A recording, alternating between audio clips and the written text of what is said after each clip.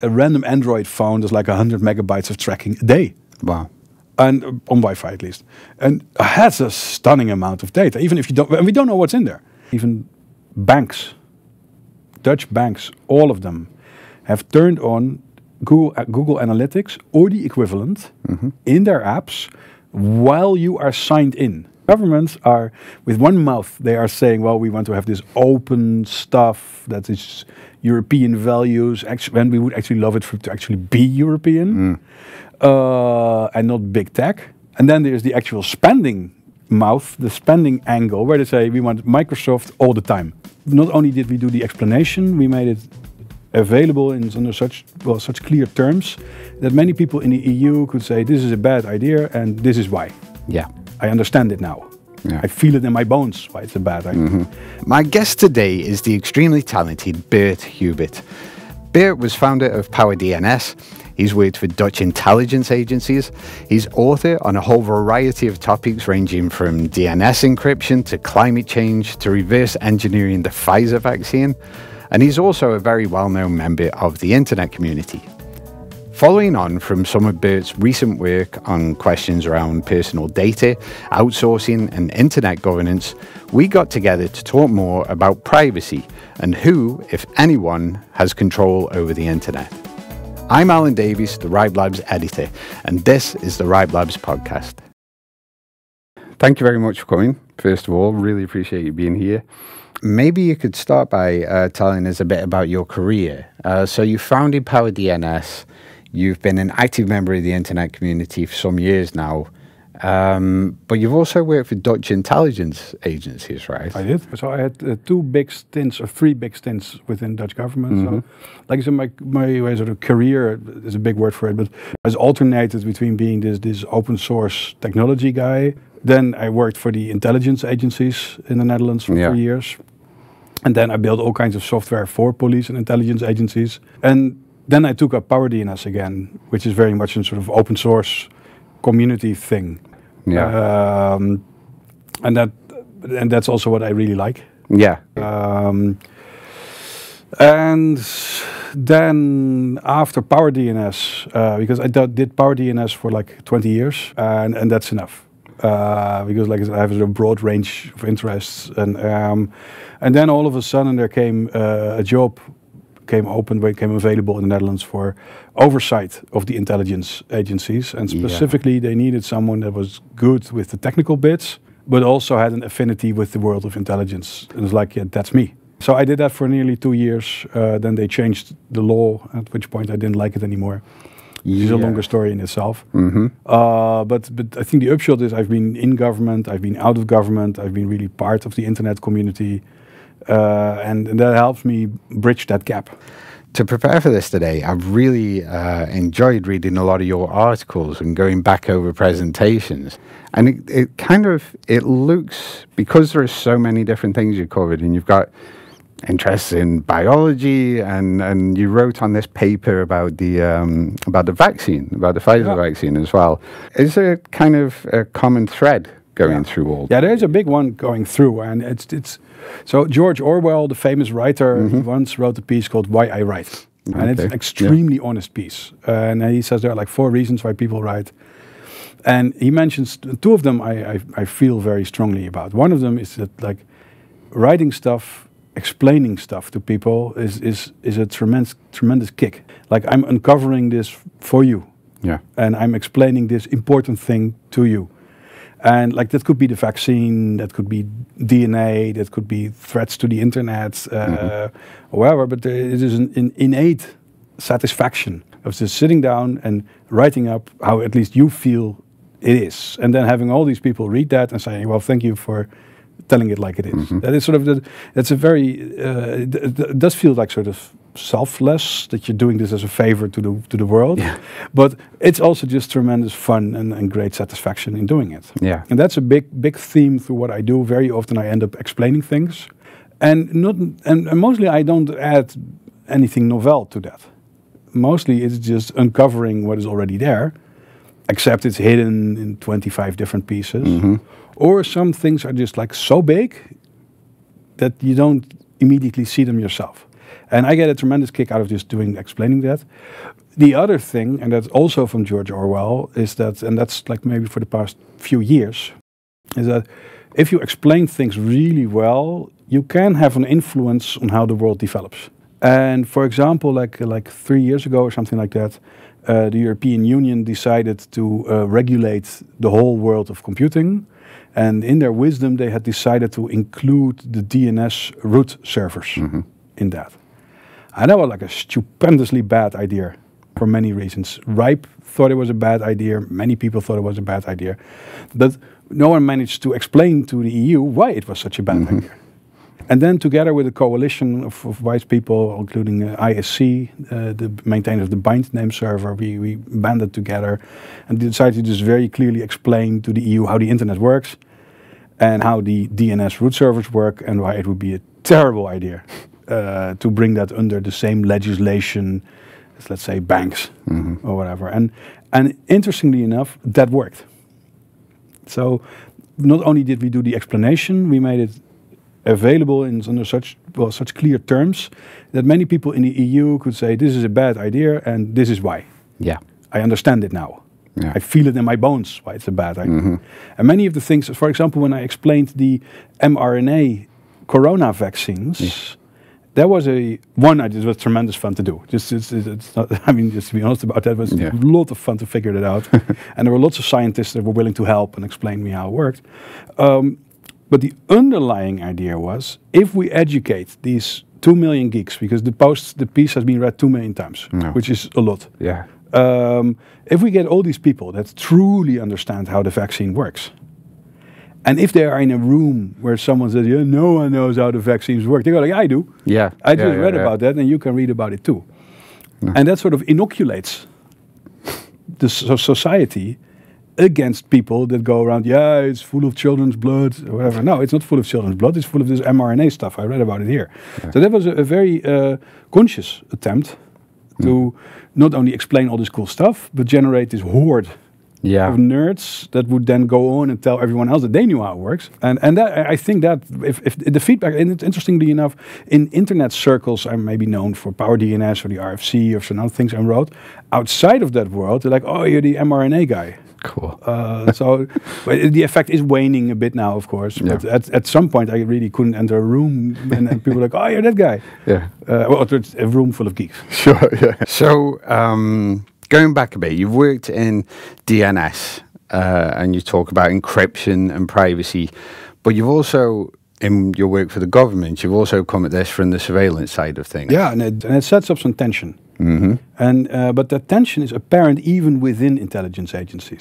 Because on one end, they are tasked with decrypting the world's communications and spying on people. But within the same building, there is also a department that tries to prevent that. So the tension in there is that you'd like to have the world's best encryption, and everyone should be super protected. And on the other hand, the hackers of that same agency are like, hey, you're helping us out of a job. But that tension with the outside world, and it's not easy one to bridge, because you want to keep the world safe by encrypting everything. However, both sides tend to be naive in that way. So many government policy people would believe that if the police could only just access all the data, we would be perfectly secure, because they could then do their job better. And they feel that they are held back by these civil liberties things. And they also think like, look, we're nice people, we're good people here. Yeah. So you can give us all these capabilities and powers, but we're not going to abuse that because we're the good people. And then on the outside world, and by the way, this is of course naive that they think that way, but many of them honestly feel that way. On the outside world, there are the people that like, we should encrypt everything. Everything should be totally anonymous. We need anonymous payments. We need perfect end-to-end encryption of everything, where no one should be able to track and follow anything. And that attitude persists until your bike gets stolen. Yeah. And the police goes like, yeah, we have no camera. And what do you mean you have no camera images? And you should be tracking my bicycle 24/7.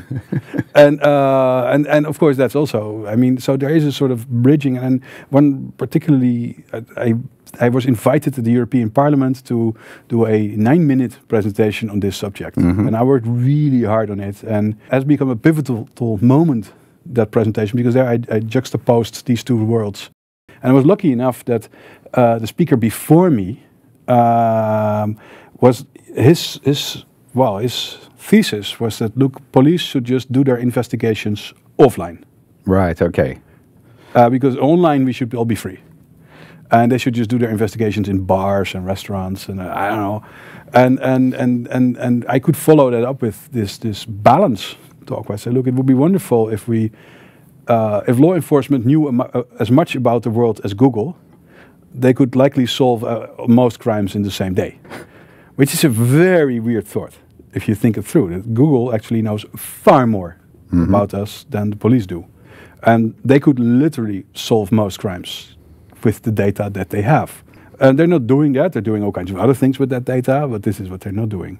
And so it's interesting to sort of juxtapose these two worlds and see how both worlds could learn a lot from each other. I'm glad that you mentioned that, Tor, because the question that I want to get into today is about how much control we have over the internet, and particularly over our own privacy. Starting with users first, how much responsibility do we have for protecting our own privacy? Yeah, so there in the 1990s or 1980s maybe in the Netherlands we became conscious of the environment and pollution and stuff. And at one point the government came up with the slogan, a better environment starts with you. And later it turned out that slogan was influenced by big oil and big chemical companies, because they were like, wonderful, it's like, it's not us that's polluting the world. It's you with the plastic bags and the straws. And actually we fell for that. We really fell for that. And in the same way, trying to tell people, look, you need to mind your privacy on the internet, it's the same way. Like, more privacy starts with you, which is ridiculous, because you have to fight a non-stop fight. Yeah. If you want to have any semblance of privacy, you would probably spend an hour a day turning off switches again that have miraculously turned on again. And for example, in lawsuits, Google testified that even Google employees were surprised to find that their location was being tracked, despite them asking in several toggles and sliders to not do that. Yeah. So right now, you cannot ask normal people to guard their privacy, because they would have to be like rocket scientists to make that happen. And not only is that the case, we also blame users for getting hacked and compromised because they clicked on the single wrong link. But as an industry, we have furnished people with equipment that apparently just breaks if you press one single wrong button. Yeah. We would not accept that from our oven or something like that. That if you put your oven to an odd number of degrees and you turn it on, that it explodes in your face. And then we tell people, you should never do, you should only do even temperatures. Sure, yeah. Then you know. Yeah. And so the end user right now is nearly powerless. End users can make it far worse, of course, by installing this and that in every app. So you can still say, look, to try not to install this app that you got with your toaster, or whatever, and don't buy a toaster with Wi-Fi. So we can, of course, people can make it worse, but I think it's out of the box experience. If you just get a new phone, be it an Android or an Apple phone, it will start tracking you the moment you turn it on. Yeah. And we cannot have a world where we have to tell people 24/7. Yeah, no, and just the sheer extent of what's being tracked now by the various devices that you can. It is huge, and it never disappoints. So whenever you look into it, you're like, how bad could the tracking be? Well, for one thing, for example, Android phones, they try real hard to prevent you from figuring out what data they're sending to Google. So you have to do real hard work. Yeah. You can measure the volume. That's easy to do. And it turns out that a random Android phone does like 100 megabytes of tracking a day. Wow. And on Wi-Fi at least. And that's a stunning amount of data, even if you don't, and we don't know what's in there. So there's this university in Ireland, Trinity College, and they have a sort of annual project where they take an Android phone and really make it fess up. Yeah. What are you sending to Google? And every time they do that, they discover that it's worse than anyone thought. Yeah. And even worse than Google thought, because they habitually contact Google and say, look, we found out that you're sending these air pressure data, which you're probably using to figure out which floor someone is on, and Google is like, oh, we didn't know. And the worst thing is, I'm pretty sure that the people that are saying, oh, we didn't know, that they actually didn't know. Yeah. But of course, the big Google knew. Apple does something similar, except a lower volume and sort of more gracefully. Yeah, yeah. Less in your face. But even an Apple phone, if you buy it, the tracking sliders are on. Yeah. And you have to actually get to work to find them and turn them off. Mm-hmm. But the volume is just staggering. So moving on from users then, what about companies? One of the really interesting things that you're talking about in a lot of these same talks is how the understanding of what's going on in their devices and the products that they're making is slipping away even from those companies. And that's quite scary. Yeah, so there are a number of reasons why they're happening. Yeah. One thing is just that there's sort of software is built in frameworks. Mm-hmm.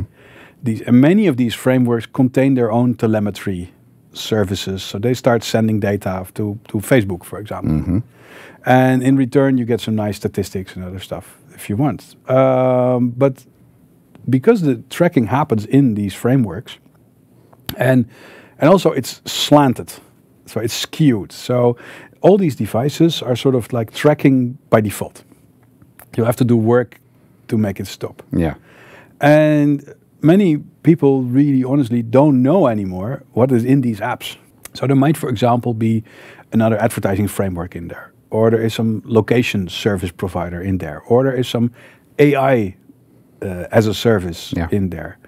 And if you look at a modern piece of software, if it's NPM generated or Node.js, as they call it, 1,600 dependencies is like normal, 1,600. And also that number changes by the day.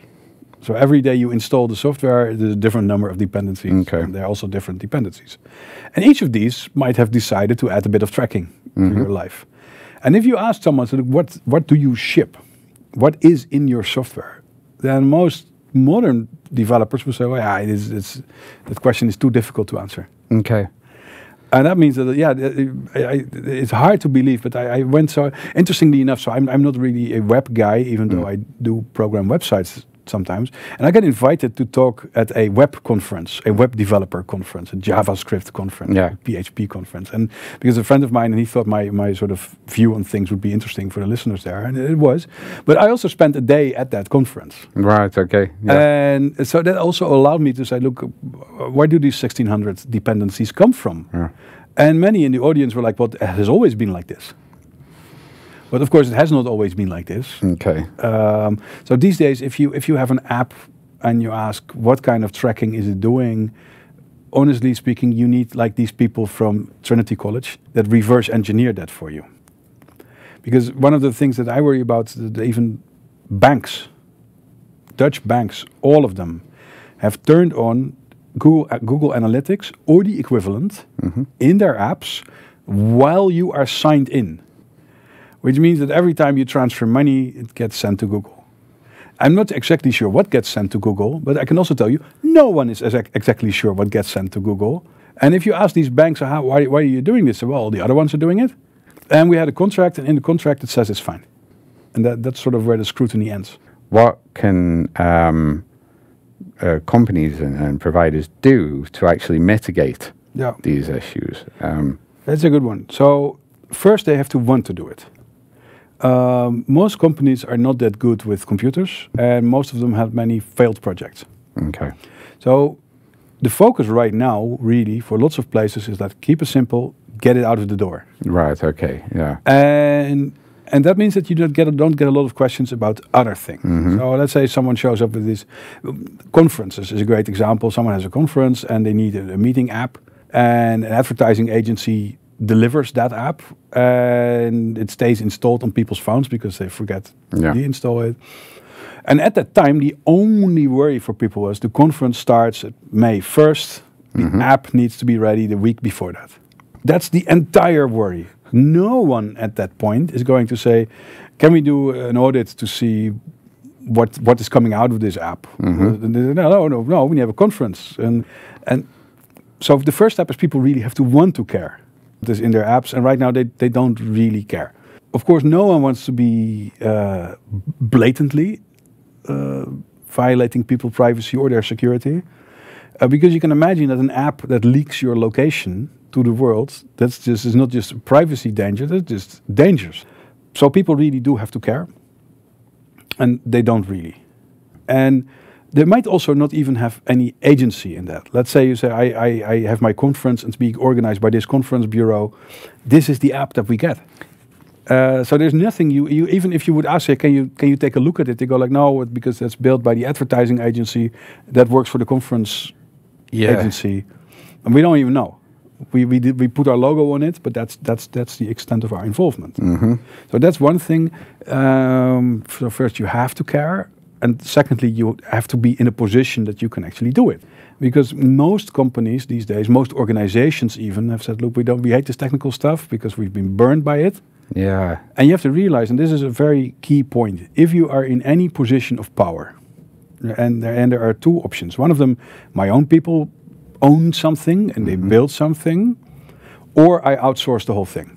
So in the first scenario, if it breaks, it is your fault. Where your people messed it up, your people delivered garbage, you are on the hook for the whole thing.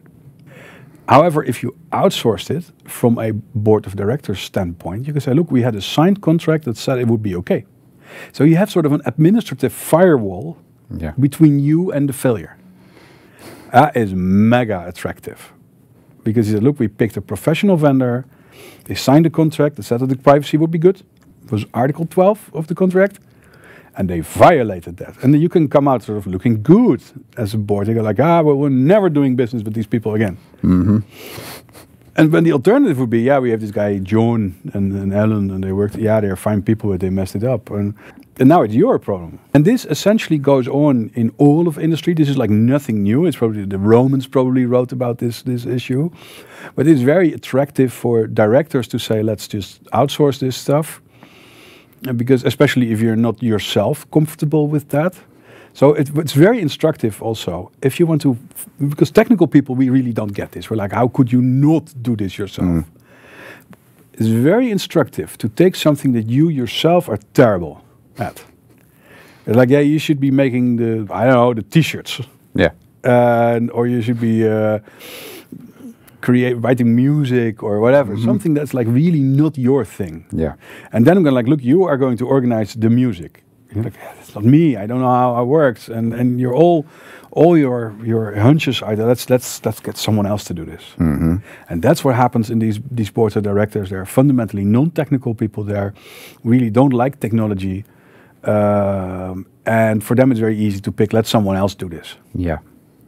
Would you say that's one of the main drivers to outsourcing? I mean, it's not maybe the only one, but no, there is actually another one, but it's sort of related. But I want to sort of follow up a little bit on the first bit. Why are these non-technical people in management? And it has been said that the downside of engineers is technical people, they get distracted by their subject field. Because we so like doing this internet stuff. We spend many of us would love to just spend all day doing internet stuff. Which means that if we have meetings, we try not to go to meetings. We try to get out of meetings. But those meetings are where the decisions get taken. Which means that when people pick directors or senior managers or whatever, the nerds never showed up. And they're like, they don't even like this stuff. And that's how you end up with all these musicians and historians and legal people in your board.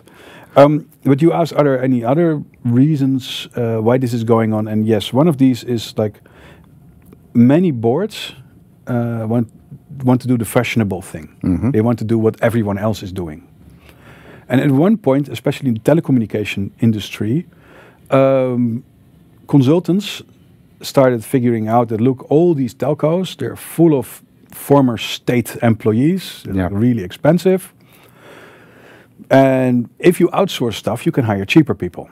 So these consultants, they started writing these think pieces. So they said, look, if you're not outsourcing stuff, you're just wasting money and time. And then initially on your profit and loss sheet, it looks like really good. Yeah. This outsourcing stuff. And then everyone followed suit. So most companies are not doing anything original. Most companies would love to just do exactly what everyone else is doing. And then at one point, these Price Waterhouses of the world started just writing these reports that says this is the outsourcing percentage of each of these telcos. I would say this is Vodafone, this is Deutsche Telekom, this is British Telecom, KPN, and they would point like this is the loser because they are not outsourcing enough. And we are recommending, and this is the other key point, who are the shareholders of these big places? They're like pension funds mostly, or index funds. And they are not in the long-term future. They just like, I want our portfolio to just be sort of nominal and do what everyone else is doing. And that's outsourcing. Okay, so the users haven't got control. It sounds like the companies are kind of giving away control for very rational reasons. But there's luckily another party here that can help us. There's the governments, right? Yeah. And how much can government intervention help? How do you see their role in this? Oh, it's super interesting. Yeah. So, naively speaking, people would say, well, the government should outlaw this stuff. No. But that's a very blunt instrument. But it's often what people want because it's like very straightforward. Say, look, so in the EU, and I haven't followed this very closely, so I might be getting this wrong, but they have a thing called the EU Cloud Certification Scheme. Yeah. And there are people in there that are willing to say that, look, European governments can only buy European clouds from now on. And that's just a terrible way. That's protectionism. You should not just be outlawing things, you should also be encouraging good things. Right. And that is where I far more see the power of governments, because in most countries, the government is the largest buyer of IT services, which makes sense because if you have like 18 million people paying taxes, that's a lot of files. Yeah. And so in most countries, the government actually has huge influence that it doesn't need to use the law for. It can just say, we are now buying these good technologies. Right, okay. That have values that we like and that are under our control. And in that case, the government is actually sort of stimulating stuff just by deciding where it spends its money. So in this case, you see the government as a regular organization. It's just buying a ton of IT stuff. Yeah. It's really shocking how much that is. But they are exactly not doing that. This is exactly what they are not doing. Governments are, with one mouth, they are saying, well, we want to have this open stuff that is European values, and we would actually love it to actually be European, and not big tech. And so that's the policy angle. That's at least true for the European government and the German government. And then there's the actual spending mouth, the spending angle, where they say, we want Microsoft all the time. For all the things. Right now, for the Dutch government, it's so bad. If Microsoft sold shoes, they would be buying Microsoft shoes, because they're just happy with the arrangement. And so, but this is where you see the difference between the policy and then the people that are actually in procurement who are not connected. Okay. They're in different buildings. Yeah. They don't care. So one of the things I would love for governments to do, because they spend like billions on it. So in Europe, I think governments probably spend like 100 billion euros a year on IT. If you just add up all the things, and 100 billion euros is like real money. Let's say you would earmark like 100 million, which is like less than 0.1% of that. I would say we would like to get just one thing, independent email and calendaring. We just want to have one alternative to Microsoft. And we're going to spend 0.1% of our IT budget on it. Can you imagine what we and our friends in the open internet, what we could build for 100 million euros? We could build a temple of email and communications, and it would be the best email communications and video conferencing solution. 100 million euros, which is still like peanuts in the grand scheme of things. But we're not doing it. So procurement law is a very formal thing. Okay. So you have to describe the aspects of what you want. So let's say you want to buy a car using formal procurement. You can say, look, it needs to be this energy efficient. It must be available in the following colors. But you cannot say it must be a Peugeot. Right, yeah, sure. You can only say it must have the following characteristics. For software, the Dutch government is now procuring Outlook licenses. So they're saying, who can sell us Outlook licenses? Which is like ordering the Peugeots. It's not saying we need email with the following characteristics. We say, no, we need the actual Outlook. And this breaks all kinds of procurement law. But the thing is, I cannot really blame these people, because what else would you be buying right now? That's really interesting. But I'd also like to go back and talk about some of the government directives and regulations that are really supposed to help the situation. At the start of the conversation, you talked about how the internet community had to push back on some of these because they were in conflict with the way that the internet is currently being run. Or are we reaching a point where the tech community and the governments are actually beginning to get an understanding of each other? Yeah, I'm slightly optimistic. Yeah. We are coming from a place where there was only accidental contact. Mm-hmm. Yeah, of course. So yeah, if you go to Brussels, which really is the headquarters where all this legislation is coming from, you see Microsoft, Google, Apple, Meta, they all have big offices within walking distance of where it happens. Yeah. And that's not because they like Brussels so much. So the big tech has, and tech in general, but mostly US big tech, has been very present. And you have to realize that on the one hand, lobbying could simply be about pressuring people, or maybe even sort of, I wouldn't say bribing, but sort of painting a bright picture if you follow certain suggestions. But even if you disregard all that, simply being there and talking a certain language, speaking certain language, influences the thought of legislators. Okay. So if you start talking about privacy in certain terms, that will eventually influence the people that write the legislation. Mostly until, like, I think a few years ago, this was the entire influence on Brussels.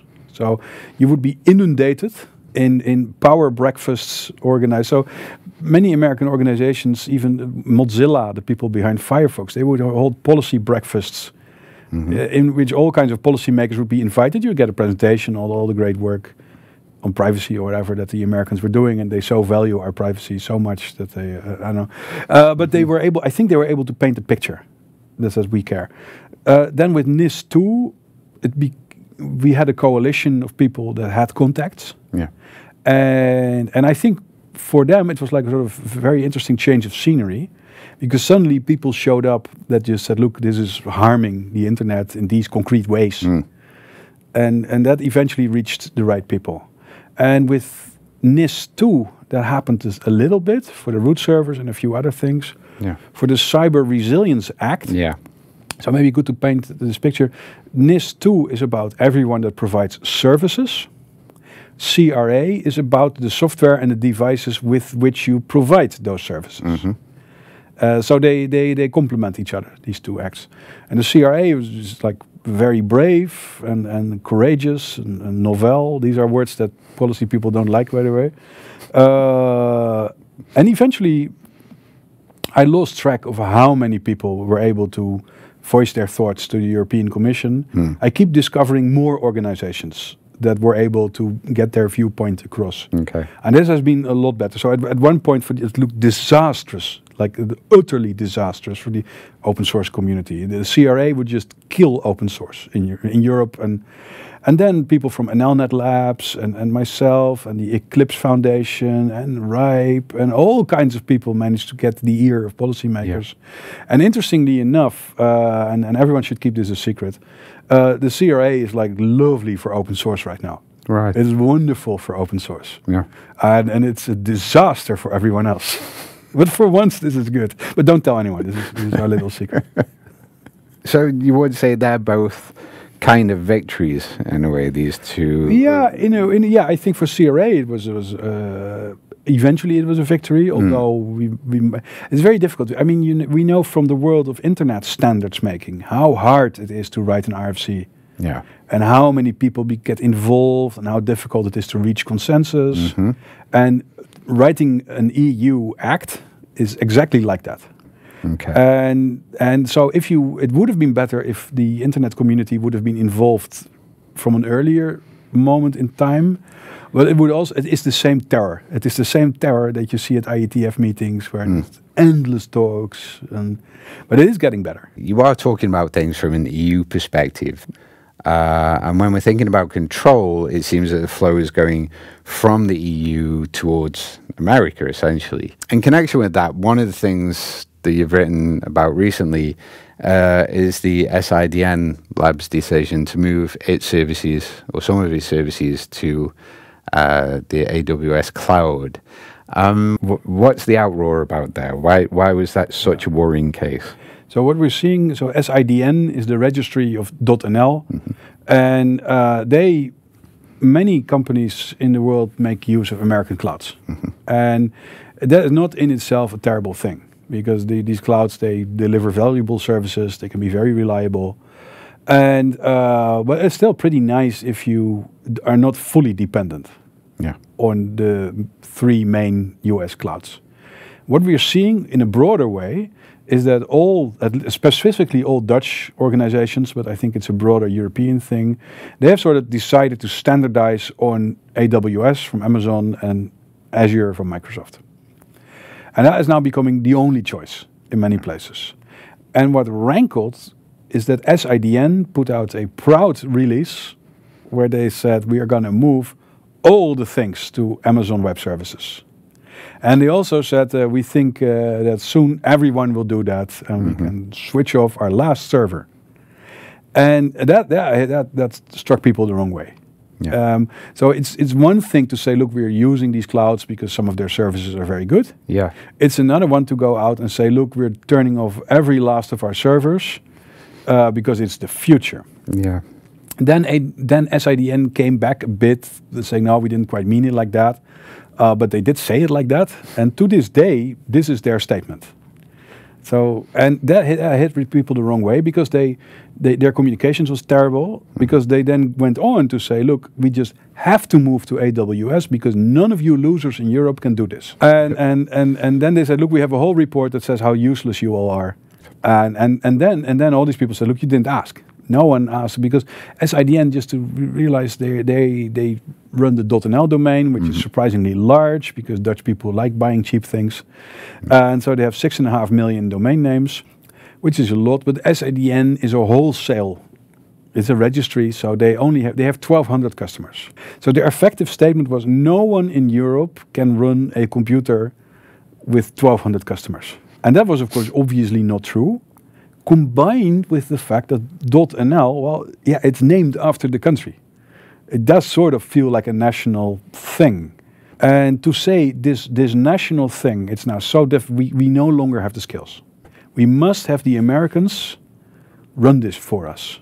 And that's why we're sort of becoming a US colony. We say we're under sort of foreign control. They tell us what technology we can use, and we cannot do it ourselves anymore.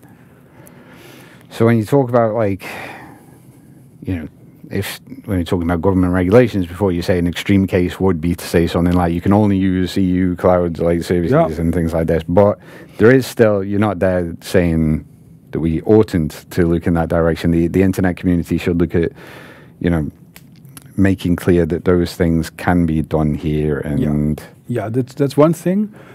However, since that exploded, this news, I've luckily enough, for some reason, people like consulting my opinion, and even government people like doing that. So, and then in return, when they ask for my opinion, I like to really know what I'm talking about. So I started looking into this claim that no one in Europe can do this anymore. And there is, in a way, substantial truth to that. And on the one hand, we could say, look, we want to have legislation that things like .nl actually run in Europe. You can even be objective about this and say, look, it's not just nationalism. We do not want to fall under the US spying regulation, for example. On the other hand, we have indeed decided to leave the big cloud to other places. And I've taken a very hard and painful look at the European cloud offerings. And we've not been honest with ourselves here. So we can, for example, you can buy some pretty fine servers. You can hire pretty good servers in Europe. And you can even get a managed database up to a certain extent. But mainstay features of the cloud, like the Amazon S3 object store. No one in Europe offers that. Really? Okay. And it's painful because, and some listeners will say, yeah, we offer that. Take a harsh look at what you're offering. Because one of the best offerings I could find is limited in size to 1 terabyte. Right. Or is limited to 1 physical location. Or one of the French companies is proudly claiming that they have their own object store, which is even Amazon compatible. And then they tell you it's 99.9% available. That's not good. That's not good, because if that's your claim, you're probably not meeting that claim already. Right. So if you take a good look at what we are doing with the cloud in Europe, it's actually not good enough. And at that point, it's interesting that people have these legislative constraints going on. We say we want to force you to buy this European stuff, but please also make better European stuff. So until that happens, it just is going to be the case that things flow towards AWS and things like that. And then it is interesting what you said in a couple of places about American law on privacy. Yeah. So a little bit of context. Yesterday, so the US has a vast spying regime. And there's no use denying that, because you can just see how many billions of dollars they spend on it a year. It's a lot of $1 billion a year. And they're not setting that money on fire in a building of the NSA. They're actually putting that money to use. And it's many billions of dollars. And yesterday or 2 days ago in the US Congress, they passed a law that makes it like super easy for the US to spy on its own citizens. Wow. And this is new. This is sort of new. And well, it was sort of post 9/11. It was already. So before that, the way it works in US legislation is that non-Americans have no rights to privacy. So they can just, I mean, there's no protection under US law for you and me. And then they thought it was a little bit limiting, so they're now also making it very easy to spy on Americans. But and there's a little bit of uproar about that, but not that much actually. So if you extrapolate from that they say, well, we can now just spy on Americans very easily. Can you imagine how low the bar is in the US for spying on Europeans? And it's not there. It's like we're not people. Actually, so in Europe we have rules that for Dutch spying laws, for example, do not contain the words the Netherlands, or barely. Yeah, they're like people have privacy and people have privacy. Okay. Whereas U.S. law says Americans have a limited form of privacy, or U.S. persons, as they call it. You can also become a U.S. person in different ways, but so it's good to be a U.S. person in that way. And we also know historically from the Snowden revelations how much spying was going on Angela Merkel and other people.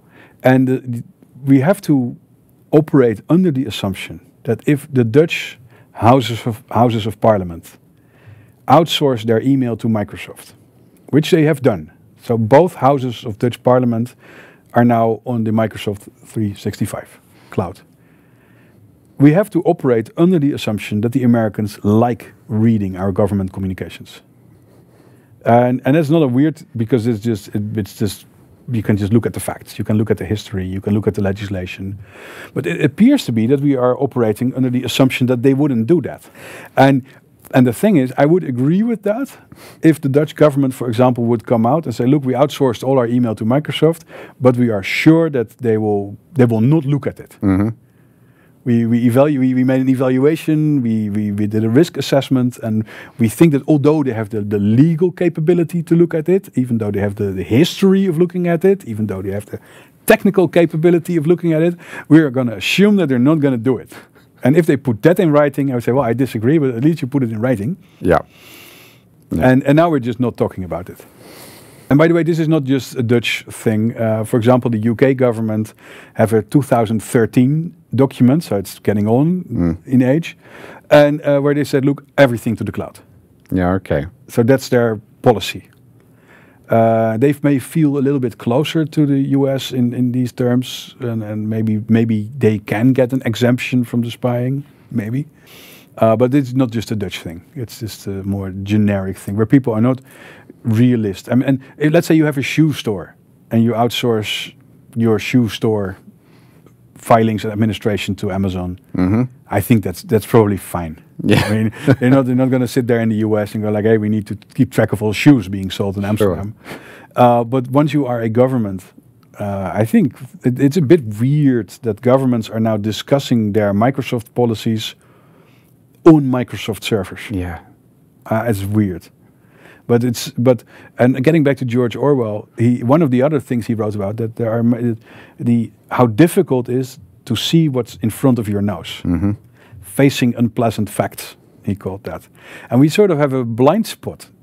Once something becomes absurd enough, like you are discussing your policy towards the United States on United States servers, we're like, yeah, it's probably fine. It's probably fine. The internet was never designed for any of this stuff, and we talk about this in terms of BGP. I was never designed for security, and DNS wasn't really designed to be private. So is this all just kind of inevitable as soon as you get the internet spinning away? You know? Yeah, I know. So the thing is, you talk about control. Yeah. And control has to do with the desire to be in control. And many things have drifted. So I love reading history books. And for example, you see that monopolies or technical tricks to create monopolies are like thousands of years old.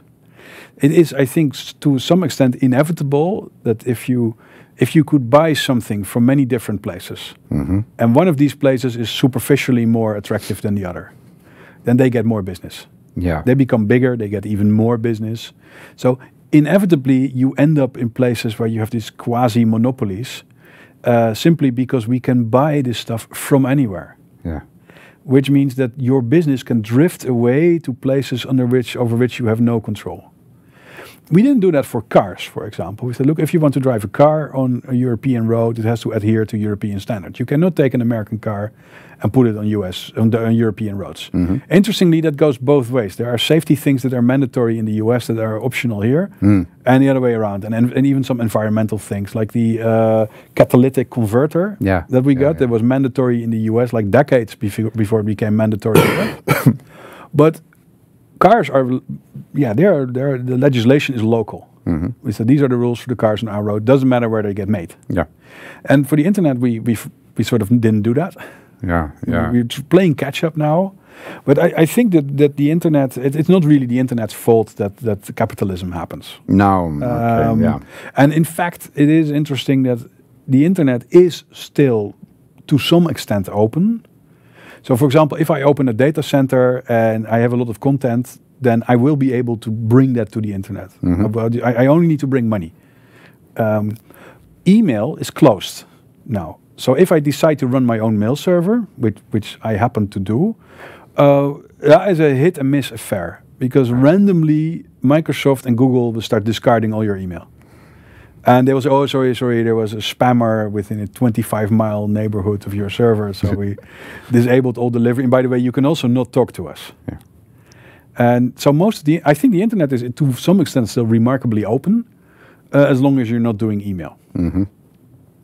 Or need IPv4 addresses.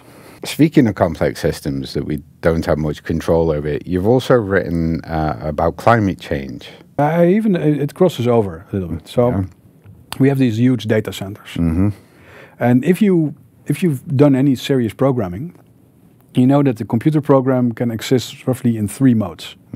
One mode is like terrifyingly slow, and it's not suitable. We cannot scale this. It's suitable for office use, but and that means that if you are going to scale it that way, you're going to need a whole data center full of servers. Yeah.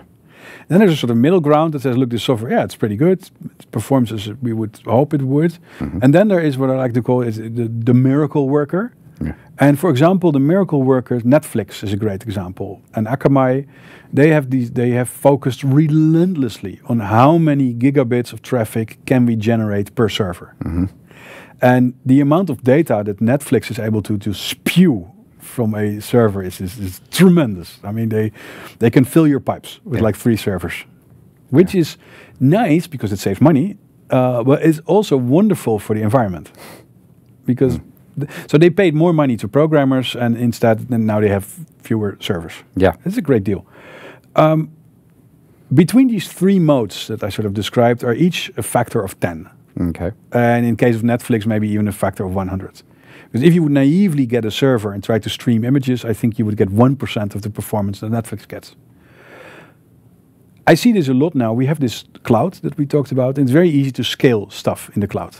Which means that if your stuff is inefficient, it just becomes more expensive. Because it starts requiring more cores and more servers. Which is, again, emitting more CO2, and it's like terrible stuff. Mm-hmm. In the olden days, when the dinosaurs roamed the earth, if my stuff was not fast enough for the server, I would have to go through a difficult procurement process to get a second server. It would have been easier for me to just program a little more efficiently, because that would probably have been faster. And that incentive is gone right now. Yeah. And I've very personally experienced that with the Power DNS migration, where we had a big telco, millions of customers, and they had 6 name servers before the migration, 6 physical servers, which is like 2 million users per server. Like, this is good stuff. Then the migration to a fully virtualized, software-defined network world happened, where nothing is real anymore. So these old servers, like 6 servers combined to like honest to God switches. They were like connected, transistors connected straight to the internet. And the replacement was this whole virtualized thingamajig. And it turned out, when we started with 6 servers, we ended up using more than 1,000 cores. Wow. Of CPU power. Yeah. To service the same needs. And that got lost. I mean, and now it's all modern and auto-scaling and cloud native and stuff. But yeah, it does require 1,000 cores now. Yeah. Which is doing the environment no favors. So one thing I would really love to see, and it has to come maybe from us, the geeks, write more efficient software. Don't let it scale through the invoice. Really try hard. See if is the software doing what it should be doing. Isn't it doing too much? Write minimal software that's smaller, because it's not just cooler and more secure. It's actually, you could achieve a factor of 10 performance improvement. Yeah. And I think many people are programming know that. And not only does it feel good to make your stuff 10 times as fast, you can feel even better at saving 90% CO2 emissions. So that's one hope I have. And we will probably have to do it in secret as nerds, because for some reason spending money on Amazon is sort of cheaper for some reason than giving your programmers a few more weeks of time. Do you think the internet community as a whole is talking about this enough, though? Yeah, well, no one asks us. So I think we have less and less freedom as technical people, and we are more and more managed and time boxed and whatever. And so it's more difficult for us to do this, because, and in many places, like I said, many IT projects are failures. So if you have something that works but is like hella expensive to run, many companies are going to be, well, let's do that for a while, and just spend the big money, and yeah, well, we'll live with it, and because it works. It works, man. And there is so much stuff that doesn't work. So if you come along and say, hey, I want to make your stuff 2 times as efficient, but it's going to be a little bit rough around the edges, they go like, no, it's not doing that. Sure. It's going to continue killing the environment. Okay. I don't want to end on those words, but like this talk about controlling the internet or keeping control of the internet in some sense, it's such like a broad concept. I mean, obviously, there's a lot of what we're talking about here is just about kind of understanding how things actually work, like maintaining that understanding as the people who are responsible for making the internet. And it seems to be that like when you lose touch with understanding how the things actually work, that's when the problems start to happen, right? And like that seems to be a real thread through your work of maintaining that understanding and articulating that back to governments, to like companies, higher ups. I think we could do a lot better job. So I think there's some kind of alienation going on where the technical people have not been invited to the meetings where the big decisions get taken, or they didn't show up. Yeah, I think as a community we could do a far better job at not just telling what the higher ups should not be doing, but also selling what we could do. Yeah. So, for example, if you could say I'm against Amazon and I don't want to have all this outsourcing to Azure or whatever, that's the negative way. And the positive way is, hey, we worked really hard, and now it fits on one server, or it fits on fewer Amazon servers. I'm also fine with that. But I think we should do. So we have this Dutch NL-NOC meeting, and there for the past 10 years, I've done 3 presentations on sort of employee career development and stuff. Yeah. And one of these is really how do we sell ourselves as nerds, as technical people. And I would love if anyone, like, I cannot change the opinion of my company. Well, it's probably true. But if you study a little bit how decisions get made, you might be, and I think you would succeed in bending a few more decisions in the right direction. Yeah. Because one key message is the people in boardrooms, they are not all idiots. And actually some of them are like really smart, just in ways that we don't immediately appreciate. And I think that if we could close that gap, because there is this, we're radicalized. Because it seems like the people at the higher end of an organization, they would love to have like no technology. And then you have the technical people that love doing technology. Sort of tension between these two worlds. But if we could come together a little bit more and say, hey, if you own this technology, your profit margin could go up. You could actually innovate. You could do other things that people are not doing. And then everything would become better. So that is my hope. Maybe sometimes that we not just keep on hating on each other, but that because we're in this together. Yeah. I mean, so that would be my hope. Great for the future. Excellent. Thank you very much, Bert. Yeah, it's been a pleasure. Yeah, it's a lot of fun. That's our episode. If you enjoyed it, please remember to like and subscribe on whatever platform you're using to listen to this. As usual, you'll find loads of relevant links in the show notes. My thanks once again to Bert, and we'll see you next time on the Ride Labs podcast.